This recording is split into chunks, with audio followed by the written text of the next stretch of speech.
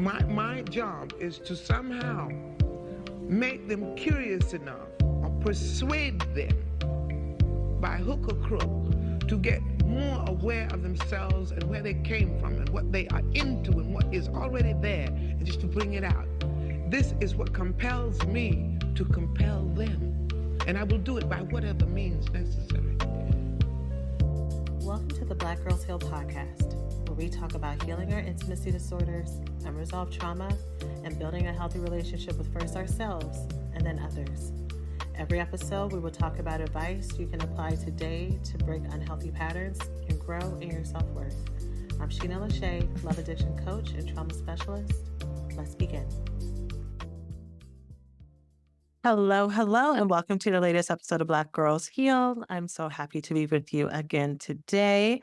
Today, we are talking about the importance of checking the facts when you feel threatened. So for those of us who are healing from trauma, our threat response is usually on 10, not even on 10. On a scale of 0 to 10, it's on 20. So we can be very hypervigilant and hyper aware when we feel like a person, a situation, a thing is attacking us. And based on our trauma, sometimes we are exactly right. Sometimes our intuition, our threat response is telling us that this is dangerous and it is time to move. Moving away is the right direction to do so. Cutting a person off, cutting off a situation, putting up a wall, putting up boundaries is the right thing. And sometimes our threat response, because it is so sensitive and because it's been almost over attuned to the things that have happened, it can tell us that we are in a dangerous situation, in a dangerous relationship, that the person across from us is someone who wants to hurt us, when that threat is actually not present. And we may overreact to something or over-respond to something that may end up not by way of trying to defend ourselves and protect ourselves. We may end up damaging what might be a good thing because the person, place, thing, or situation was not a threat. Some of us may be able to relate to that. There may have been a relationship that we thought was destructive, or we had a really hard time trusting the person, trusting the relationship to be good for us. And so we may have sabotaged it by our fears and our worries about, is this person actually true for me? Do they actually care about me? Are they going to end up leaving? Do they actually like me or not? And we're projecting all of our stuff onto them.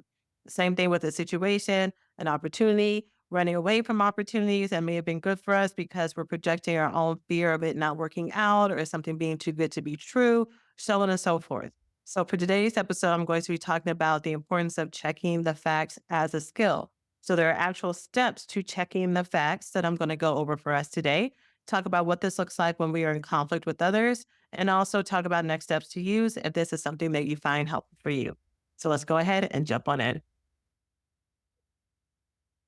Okay, so like I said, this skill is very, very important for us to use when it comes to working through our everyday life, because if we've gone through any type of childhood trauma, whether or not it's childhood neglect, childhood abuse, sexual abuse, extreme grief, if there's been addiction around us, if there's been spiritual abuse, we have had to learn how to have our feelers out and proud and very tuned in to people who might be trying to get something over on us, people who might be trying to abandon us, people who might be trying to take advantage of us, harm us, insult us. If we've had extreme bullying in our past, if we have had extreme exclusion from peers or from loved ones, if we've had narcissistic abuse, right?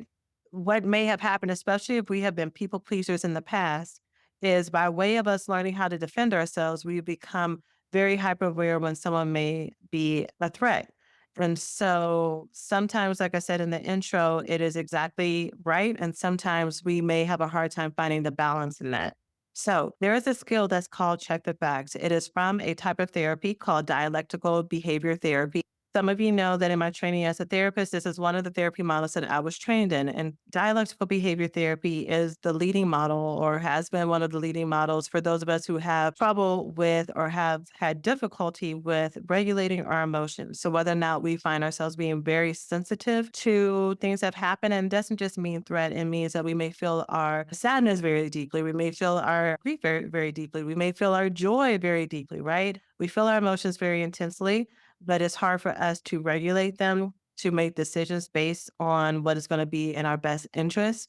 And so dialectical behavior therapy is really great at finding that balance. Little known fact though, extreme emotions is not only just if they are maybe explosive or volatile, or if you might be kind of reactive to them. It can also be for those of us where emotions are so strong within us that we have learned to numb them out.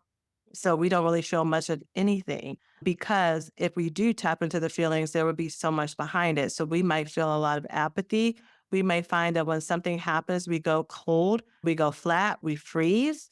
When people ask us how we're feeling throughout the day, we don't really know how to answer that. Our answer is like, I'm okay, I'm fine, because I'm actually okay and I'm fine. But if someone asks me about a specific emotion, whether or not it is happiness, joy, hurt, betrayal, I might not be able to place it. Like, I might not even know what that means. I may logically know what that means, but I don't really relate to it because I've learned to go through my life by kind of numbing some things out. And so, what happens when we start to heal and get connected to our nervous system, those people who may feel frozen or numb a lot may actually start to feel a lot of the things that they had no placement for. So, things that they thought they had worked through, things that they thought they had cried through, things that they thought they had anger for, all of a sudden they're feeling these things very strongly. And so emotions are just like a wave. Emotions will go up like a wave does, but they always come down. So for those of you who may be feeling a lot of distress around the intensity of the emotions that you have, don't worry.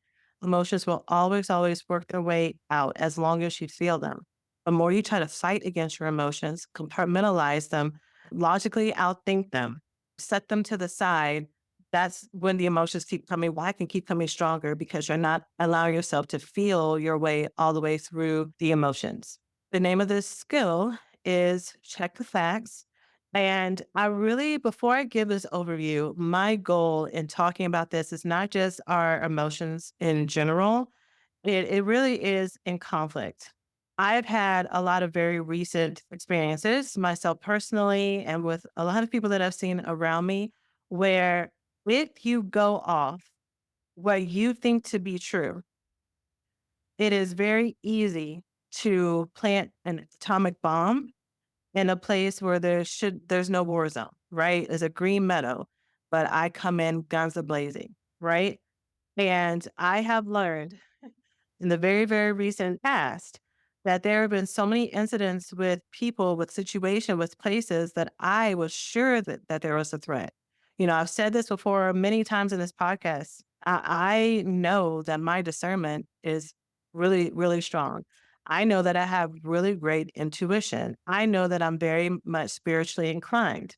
And so knowing that, it is very easy to go off those gut feelings that that is true. But the problem is sometimes, or maybe a lot of times, the insecurities or traumas that I'm still working through and still healing, they produce the same amount of visceral emotional intensity as my intuition or as my discernment or as my gut feeling. And so part of my healing process and part of the healing process that many of you will also be experiencing is learning how to face these things and discern, okay, was this my actually my intuition or was this my trauma response? And sometimes you're able to see it from the jump because you're aware of what your insecurities are, you're aware of what your traumas are. So you can tell when you're probably being a little bit more reactive to something than you would any other time. You know, there's a phrase that I used to say a lot on the podcast, which is that if it's hysterical, it's historical, right? So if I overreact to a real slight, a real offense. I'm not imagining it. It really was an offense. But if I overreact and make it World War III when it really didn't need to warrant that type of response, that probably means that it's connected to a deeper trauma or insecurity or fear that I've had before. And if that's the case, that means that the person that's across from me is not equipped to handle that. It's also not their responsibility to handle that because there's no amount of apologies or whatever else that they're going to be able to give me that's going to make me feel secure. So, for example, if I was sitting down somewhere, or if I was at a gathering and someone came and they stepped on my foot, and instead of me saying, "Hey, watch where you're going," or ignoring it, you know, either one, depending on how I felt, would be good. But let's say instead of me saying defending myself and say, "Hey, please watch where you're going," I said, "What are you doing? You know, there's other people here," and I'm just going off on this person. Chances are I have a previous trauma where people didn't respect my boundaries, where people acted like I was invisible, where people tried to start things with me because they thought that I was weak. or any type of trauma related to that. So I'm not just responding to this person that stepped on my foot. I'm responding to all the people before who disrespected me and all the people before who have hurt me, like real hurt and pain and trauma. Now, here's the thing about our trauma, y'all. Our trauma may explain us, but it doesn't excuse us. It doesn't matter what I've gone through. It doesn't give me the right to go and rage on this person for stepping on my foot. Right? The reaction needs to match the offense. So, what it can do, so I said the first way that we can know that we're overreacting to something or, our emotional response might be stronger than it would be otherwise is if we are aware of our trauma, if we're aware of our insecurities, right? And so when it happens, we're good with it. Sometimes we need to stop and look at our response and say, that was a very strong response. I wonder what that's about, right? Like it could be something that's not even on our radar. And we're like, that I don't know if that's how I want it to be. So I'll go ahead and give another example before I get into breaking down the skill. For me, one of my go-to responses to threats is to get out of there. I'm great at skedaddling. Like you ain't got to tell me twice. You only got to tell me one time that you are not going to be here for me, that you're someone that I can't respect, that doesn't respect me, that you're someone that I can't trust. I can show you better than I can tell you. Like you ain't got to worry about me. Like I'm very good at cutting ties and getting out of there whenever I feel like there is a threat. So sometimes I am 100% correct. Sometimes I am very good at discerning when someone is dangerous and a predator for me, when someone is a fake friend, when someone who's connected by blood, but it's not quite actually family. A lot of times I'm very good at that. And sometimes because of my past trauma, the people who I stay there a little bit too long, I trusted people who I shouldn't have trusted. I gave people passes when I shouldn't have given passes. And so I am maybe more sensitive around letting people stay around me longer than they need to be because I'm afraid of being humiliated again or hurt again or whatever it may be. I need to be very mindful that I don't cut people off and cut ties with people and make up assumptions about them the first sign of what I think a threat is. Because what I have found time and time again, that what I knew to be true, what I knew to be true, when I broke down the receipts in my head, when I pieced the timeline together and I was clear, like, okay, yeah, I'll have this conversation with you just to say I had it, but I already know how this is going to end. Like I have had enough experiences of that where I went in just sure I was right, only to find out I wasn't. And there have been many people that I've cut off before that when I look back, I should have never did it. I've lost great friends, relationships, caused fights, made fights be longer than they needed to be, held grudges because I was so attached to the story that I thought was true, which is why check the facts is so important. I'm going to talk to you about why you need to learn how to check the facts and what that looks like when you're in conflict, especially when you think the facts that you have are all accurate. But there have been so many people that I've cut off that didn't need to be cut off, that in hindsight, with growth and healing and understanding, I can see that. And because I've been able to get to a place where I know how to have conversations with people now, even when I don't want to, right? Even when I'm like, I already know how this is going to work out, that it's healed something in me.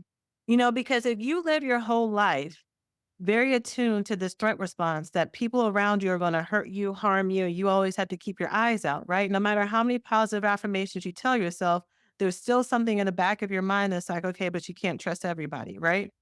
So to have the experience where, yeah, my discernment is right sometimes, but wait, there are some safe people in the world. Or it is possible to have misunderstanding with someone, and that doesn't mean that y'all need to no longer talk, or that means that the relationship is over, or that means something that's just super fatalistic that you can actually move forward. It's okay to be wrong. That's another thing. For me, Miss Perfectionist, being wrong in relationships based on previous trauma has also been a source of humiliation. So there's a part of me that has wanted to, whenever I'm having a fight or having feelings towards someone and finding that, oh, wait, there's egg on my face. I was wrong about that. That makes me want to be like, okay, well, they probably don't want to talk to me anymore. Or that I ruined that relationship. Oh, well. And I'm predicting and anticipating this person rejecting me or no longer wanting to be friends, only to find out that that's not the case. That's not the case at all. That they still have love for me. And again, I'm projecting my own stuff onto them. So being faced with my insecurities on both sides have been a great reflection for me to go and do the work that I need to do. Because again, if I were to have a conversation with someone where I felt slighted or I felt disrespected or I felt scared, if it is based in trauma, there is nothing that this person is going to be able to do or say. Even if I say, "Hey, can you be more mindful when you say this kind of thing?" Or "Can you like let me know, give me a heads up?" They might be able to do that, but my threat is still on 10. I'm still going to be piecing and dissecting all the things that they said until I look at, why do I feel so insecure about this? Why does this make me feel scared? Why does this make me feel less than? What do I need to do? What messages about myself? What stories do I need to tell about myself? What confidence do I need to have in myself? To where if or when someone says or does something like this, it's a non-factor because I already know.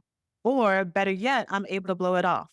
Because think about it, for some of us, there are some things that people can make jokes about. Like, think about it. And I said this also in previous podcast episodes. There are some things I talked about how I'm sensitive, right? I'm sensitive. So obviously, I'm sensitive. So I can watch other people, cap on other people, tell jokes to other people, and it doesn't even phase them. They know it's a joke. They know they're making fun of them, but it doesn't even matter to them. The exact same words that are said to this one person. Let's say they're capping on somebody's big forehead, and let's say that person actually has a big forehead. But because they're so secure in themselves, there's nothing that that person can say around that topic that's going to really get a rise out of them, right?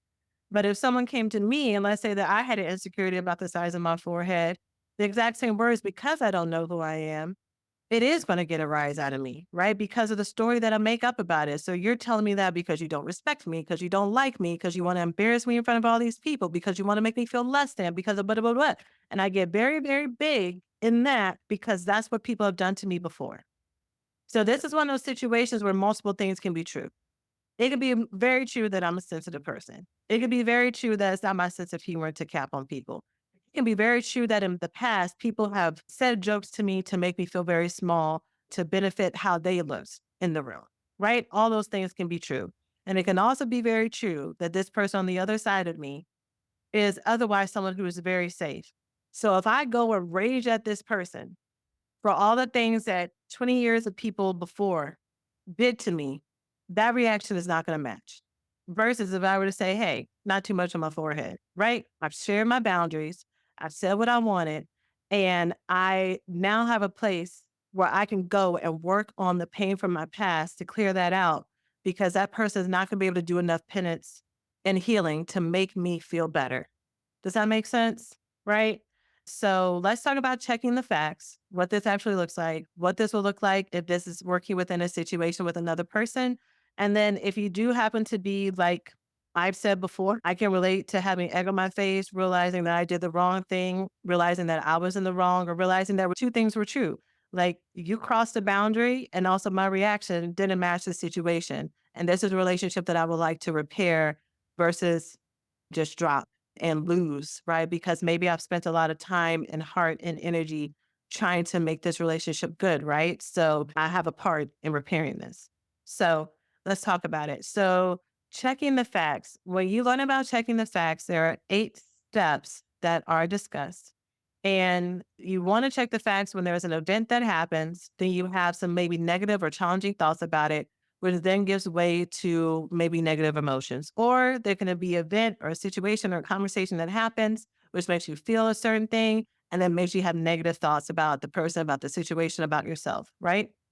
And checking the facts is what's going to help us change the negative emotions and change the negative thoughts that we're having. It's going to give us more perspective, which is going to be very helpful in the case that we may be talking with a person or be in a situation where it's not a predator, where it's not a threat, where it might actually be our trauma or maybe a little bit of both. And so we do need to have a boundary conversation, or we do need to work on our own personal insecurity that response, or a mixture of both. Okay. So the first question that you need to ask yourself is, what is the emotion that I'm feeling right now? What is it that I want to change? And today I'll give y'all one little other side side story. This morning, I was in so much anxiety about a lot of different things. It felt like there was this giant snowball of big emotions and big feelings that were very hard for me to deal with. And I found myself being in a place where I'm like, I had the thought where I was like, oh, I just wish I had something or someone to distract me from this, right? In the past, I know that I've gone to emotional eating, but I had the wherewithal to say, okay, chocolate is not going to do it for me today. I've had the wherewithal to go and start flirting with people and talking to the folks that I'm in relationships with. And, I'm like, nope, texting him ain't gonna help me right now.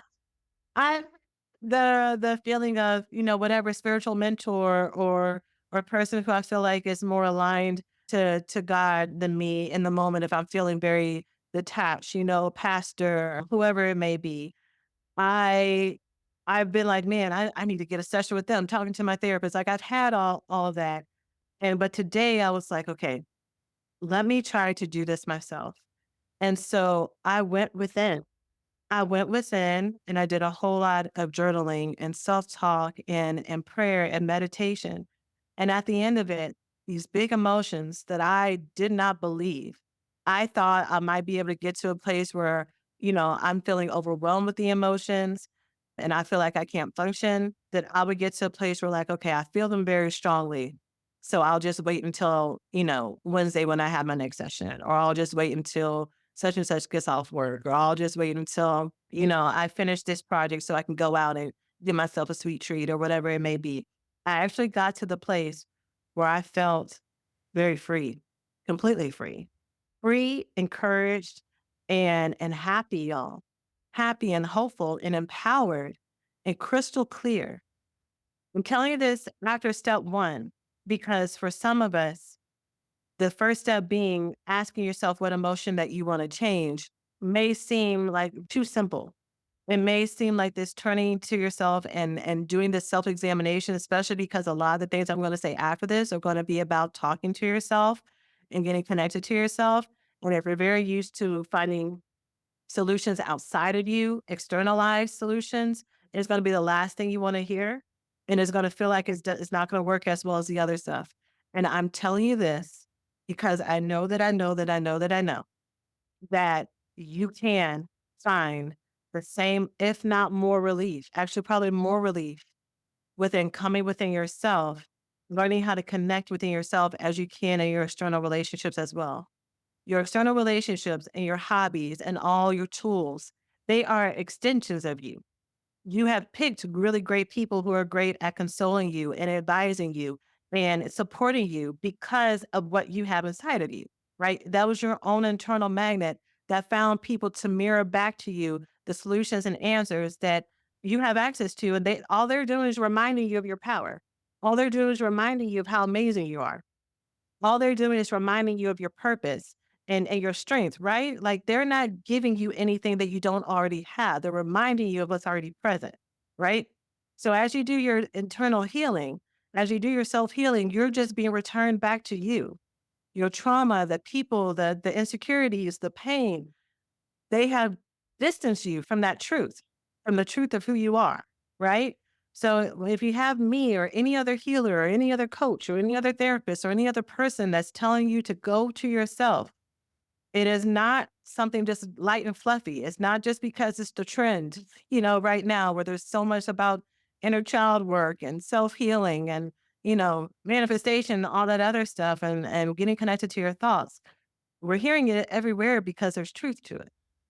Okay. So again, if you're having an emotions or thoughts that are not in alignment with what you want, the first thing for you to do is to check with yourself and say, okay, what is the emotion that I'm feeling right now that I want to change? Anger is a secondary emotion, right? Which means that a lot of times anger is covering up what is known as a primary emotion, which is something that's a little bit more tender, a little bit more sensitive a lot of times. Anger is really good at making us feel like we're in control and helping us like take back our power. We feel like someone or something is hurting us or threatening us, right? So am I feeling very angry because this person hurt my feelings? Am I feeling very angry because I feel misunderstood? Am I feeling angry because I'm feeling overwhelmed, because I'm feeling small, right?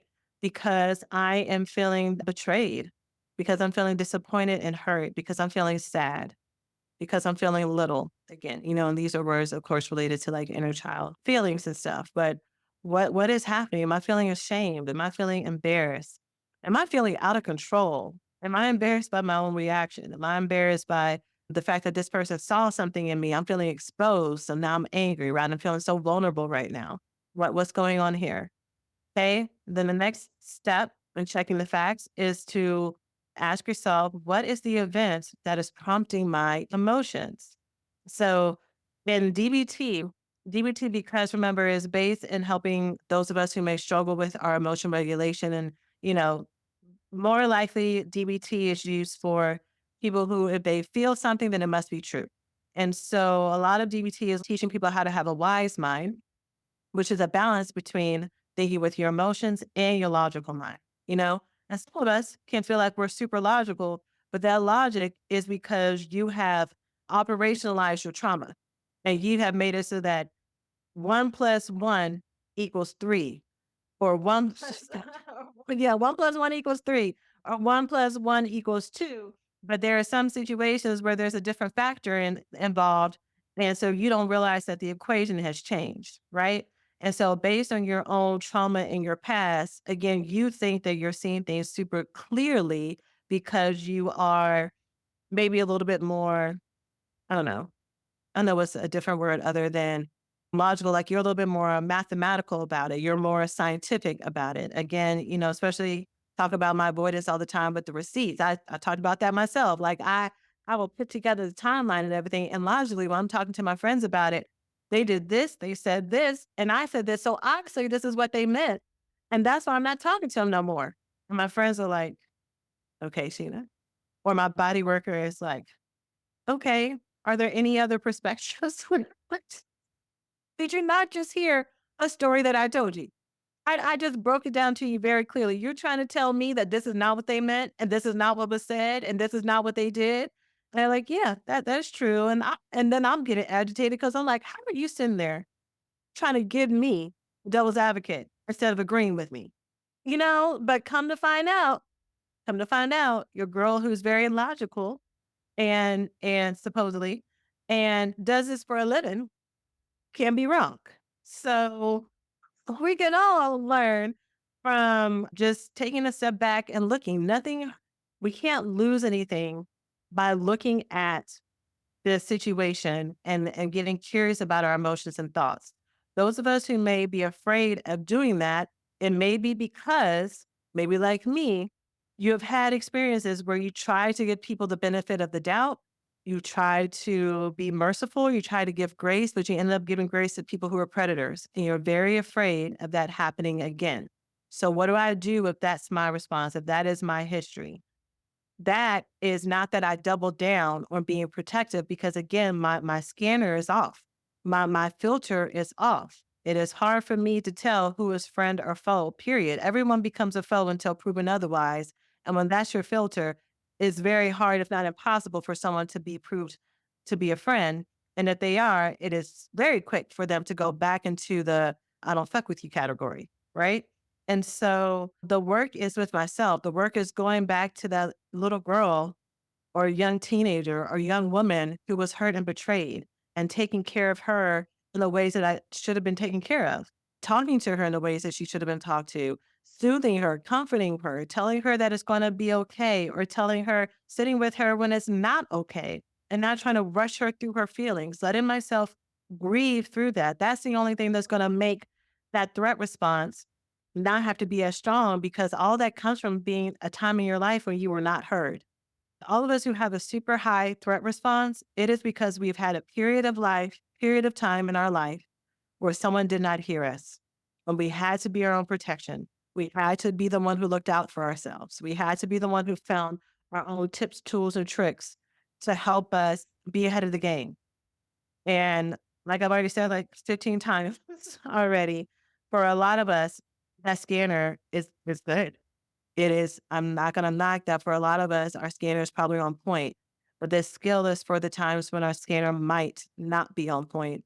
And by going through this process, you'll be able, especially if it's with a person or a situation or a relationship that you thought was good. Like you thought this was a good relationship. You thought that this was a good, opportunity for you. You thought that this was a safe community or space for you. You thought that this was a great job for you. And come to find out it's not. We're going to check the facts to see if what you're seeing and what you're experiencing is actually reality or if something poked at a nerve that you might not have known was a little bit sensitive. Okay. So when you're looking at the event that's prompting your emotions, like I was saying, DBT really works with people to be more logical. So this is where we are going to challenge you to be a little bit more objective. So what exactly is the one, two, three steps of what happened? What did you see? What did you hear? What did you feel? What did you taste? What did you I think what did I do all the senses? Smell. It talks about going through the senses, looking at all of your thoughts about it. Are there all of your thoughts, are they actually clear facts or are some of them judgments? Are some of them in a court of law 100% of the time you could prove it to be true? Or some of these have some of your opinions into them? Some of these have what should happen or what should never happen, right? Those are not clear objective statements. Those are feeling statements, and that doesn't make them less valid. It's just for us to keep in mind that this is what's helping influence my relationship to that, which leads into the third step, which is asking yourself, what are my interpretations, my thoughts, and my assumptions about the event? Okay. So that you may have already listed kind of that out. And step number two, when you're asking yourself what happened that prompted me to feel this way, in this step, you're going to look at, okay, what are some alternatives to this situation? So the person that came and stepped on my foot, I know she saw me because I saw her walking across the room with her heels with her friends. And so I know she saw me because I'm over here wearing a yellow dress. Like there's no way she can miss me. And I've been by this door all night and she's passed by 2 times, right? What's an alternative to that? That she was so caught up in our conversation, she didn't see me, that she was talking to someone, that she's a little bit tipsy and so she lost her footing, that she really didn't see me and it was not intentional. Right? Like there are other alternatives. Whether or not I believe them is not the case. Are there any other alternatives to what I think is the truth? And sometimes we don't want to look at the alternatives because if I look at the alternatives, that means my anger might go down and my anger, my rage, my sense of justice, my sense of feeling this is what's helping me feel protected right now. I'm not giving anyone any leeway to embarrass me, to hurt me or anything. So, yeah, there might be other interpretations, but I don't want to have them. Okay. You are absolutely entitled to have that mindset. Just know that if you're trying to work on not living your life in threat response, and not accidentally ruining person, relationships, situations, events, and opportunities that you love and that you enjoy for your benefit because your threat response is such a tightly wound rubber band. That's going to persist until you work on that. So it doesn't have to be whatever situation comes to mind. If in me talking about this, you're listening to this and you're thinking about potential situations, but the hurt is too deep or too strong or whatever, you're like, I'm not doing that. That's fine. Just keep this in mind for later on when you may want to do it. Okay. But this is where you're going to practice looking at all sides of a situation and all points of view. And you're going to test your own interpretations and assumptions to see if they fit the facts. The fourth step in checking the facts is asking yourself, am I assuming a threat? If you're assuming a threat, you need to label what is the threat. So, situation with the girl who comes over and steps on my foot, the threat is she's trying to embarrass me. She's trying to show me up. She's trying to dominate the space so that she can have power over me. She doesn't like me. Whatever the threat may be, right? Depending on whatever the insecurity may be. Assess the probability that threatening event will actually occur. So if she has more power over me, is she going to start making fun of me in front of everybody? Is she going to try to steal my man who's standing next to me? Like, is that why she came over and stepped to my foot to try to dominate my space? And so the threat is actually that she's going to try and take my partner. Is she someone who I felt insecure around and I'm afraid that she might actually be a friend of me? And we've never had a real falling out, but I'm not quite sure if she likes me or not. So is it that she's going to try to replace me in my friend group? What are the threats? And once you get through with the threats, how real is the fact that this could actually happen? And then step number 5, DBT says for you to ask, what is the catastrophe, right? So imagine there's a skill that they say, I want to say this is DBT. It might not be. This might be 12-step stuff. They all start to kind of blur together sometimes. But there's a skill that's called play the tape all the way through, right? So imagine your worst case scenario. Play every single step all the way through. So let's say the worst threat for me is that, this person's coming over because she's trying to challenge my relationship with my partner. I'm gonna play the tape all the way through. Let's say she does that. Let's say that the threat actually does occur. Let's say that everything happens and I get hurt and I feel embarrassed. I feel whatever else, right? I don't stop the tape there. Then what happens? Okay, I feel hurt. I feel embarrassed. And then people are talking about me and everything. Okay. And then what happens? All right. People are talking about me and then I'm alone for a while. And then what happens? And then I feel sad. Okay. And then what happens? And then I start to work through it and I start to work through my grief. And then what happens? And then I realized I shouldn't be with anyone anyways who would trade me out that quickly for someone who has that type of character. And then what happens? And then I start to feel confident about myself again. And then what happens? And then I learn from that and I start to pick better relationships and better people and places that won't disrespect me in that way. Great. Right? So I play the tape all the way through.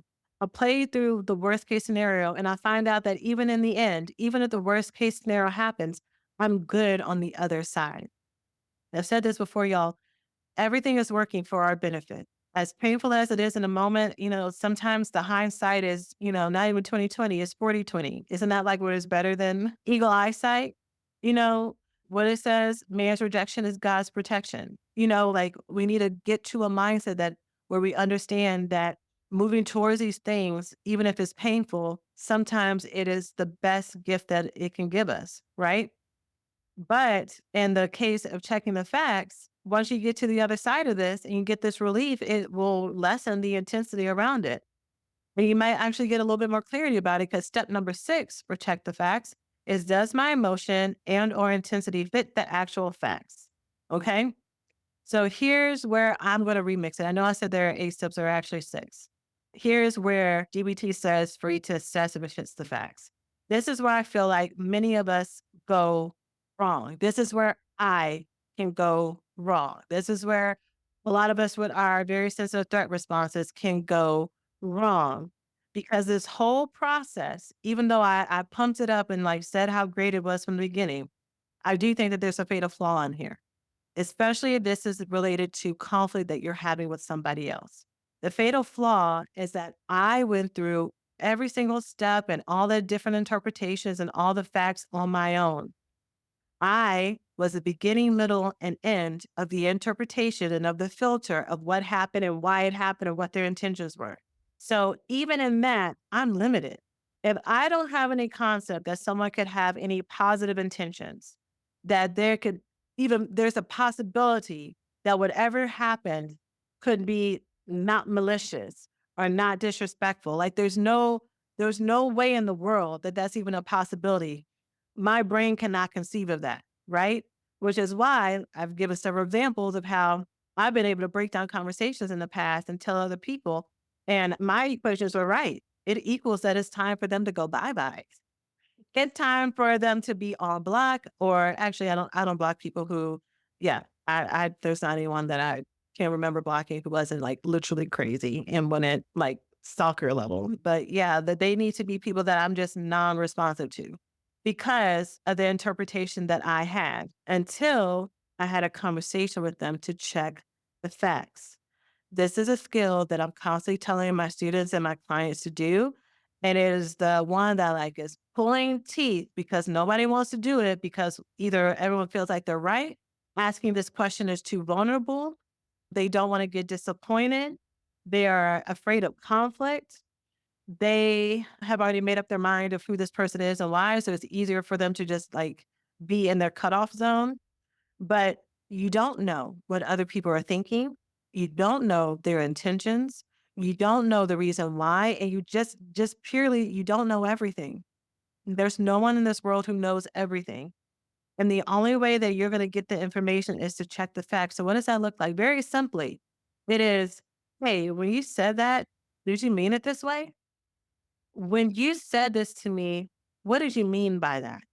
Hey, when I answered the phone and your voice sounded weird like this, was there something happening?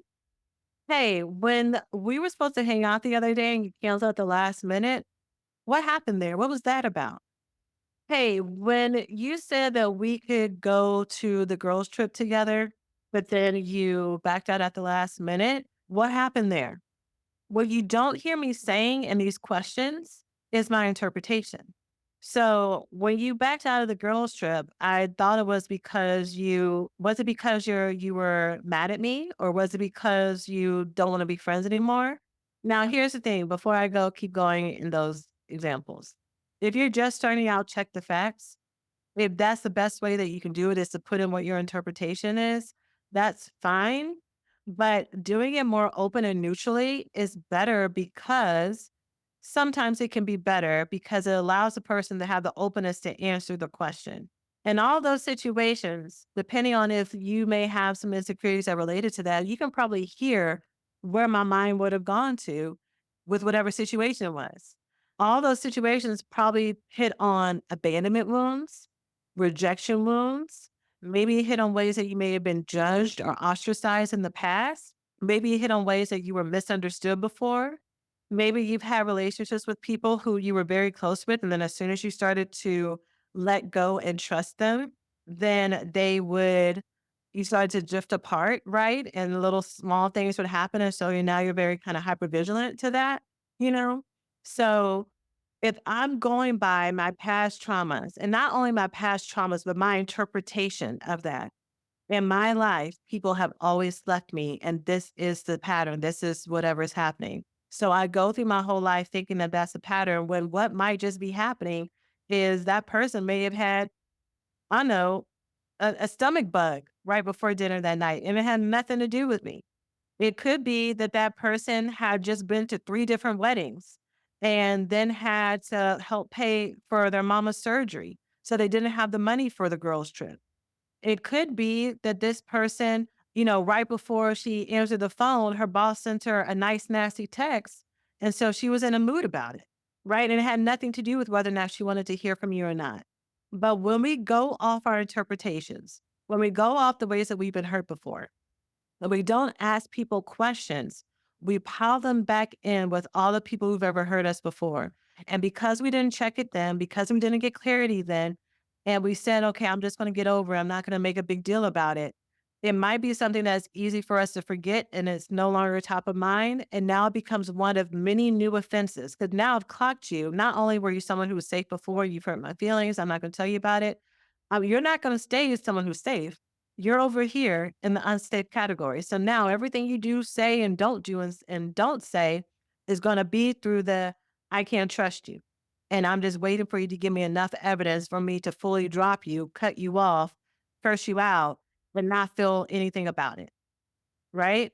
So if or when, just to recap, if or when someone comes to you, says something to you, tries to talk to you, or does something to you that is hurtful, and you're having a lot of emotions about it. And let's say you really are trying to get to a place where maybe you are someone who can be a little bit, you're trying to learn how to dial it back. So you're not the person who tends to go to withhold everything. Maybe you are someone who you're going to everything about all your emotions. And so you're doing a lot of personal work to learn how to talk to yourself and do your own inner child work and go to therapy and all that stuff.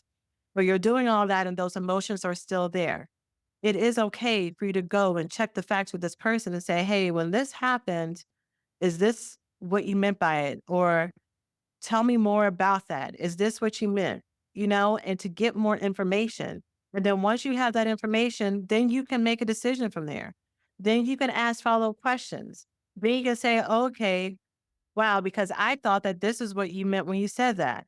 I thought this is what you meant when you got off the phone so quickly. I thought this is what you meant when you cut our dinner down short an hour. I thought this is what you meant when you told me to go text this person for the answer to my question instead of telling it to me that maybe didn't want to talk to me. Like you are able to get a different perspective in the world to know that not everything is that dangerous.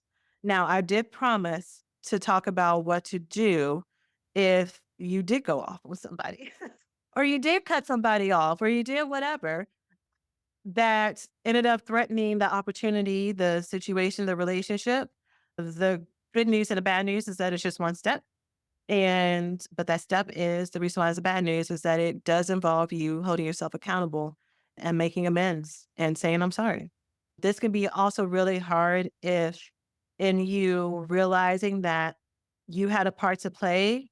It is a situation where the other side wasn't completely innocent. Like, let's say it wasn't just a misunderstanding or a misinterpretation or a miscommunication, that there is something that the other person did that kind of hurt your feelings. But here's the thing, that person's already heard your part of it. Like, if you have been someone who has cut them off, been reactive, whatever, volatile, now is your time to go back and do your part, right? The ways that you may have crossed boundaries, the ways that you may have reacted and projected your own stuff onto them that didn't have anything to really do with them.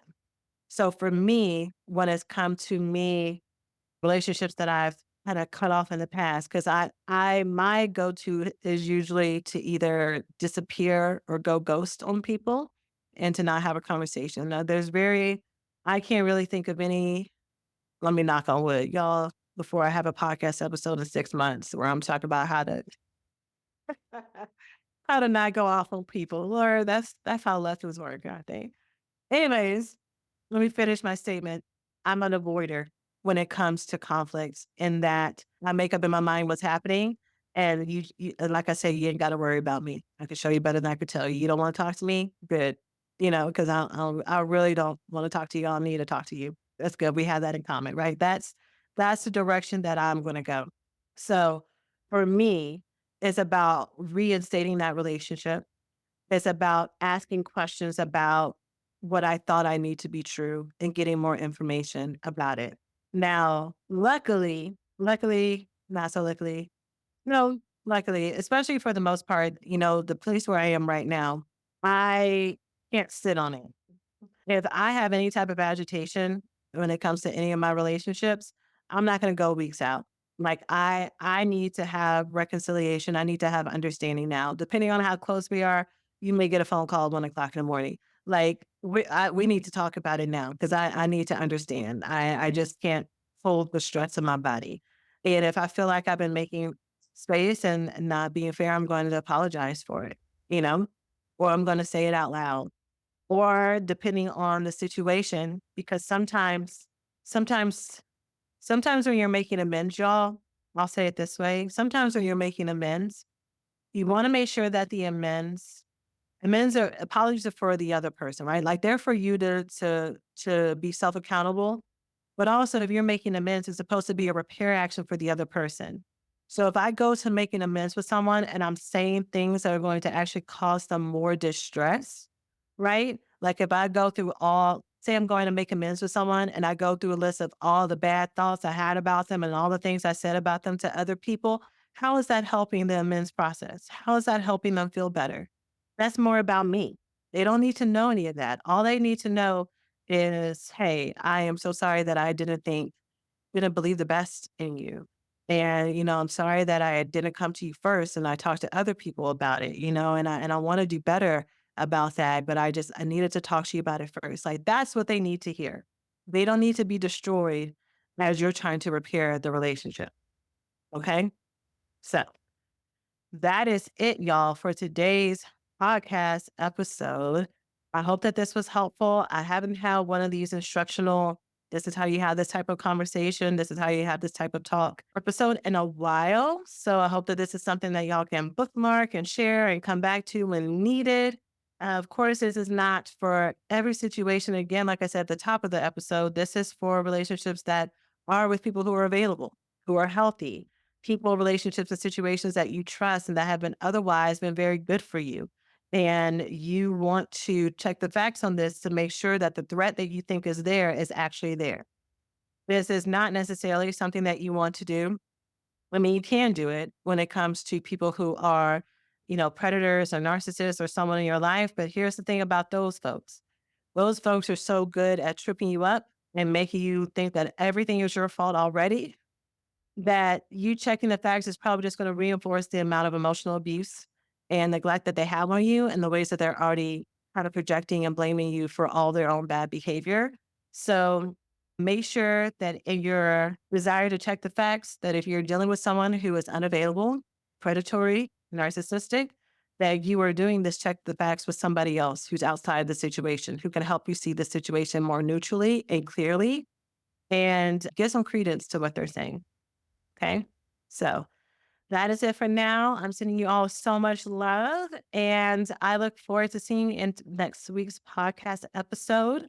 And for those of y'all who are having questions about anything that you've heard about today, remember the best way to get a hold of me is in my recovery school program, where I offer coaching and support for all things related to trauma, love addiction, love avoidance, and all the ways that we want to build a better relationship with ourselves and then with others. And you can learn more about that by going to therecoveryschool.com. And I look forward to seeing you there. All right, that's it. Bye.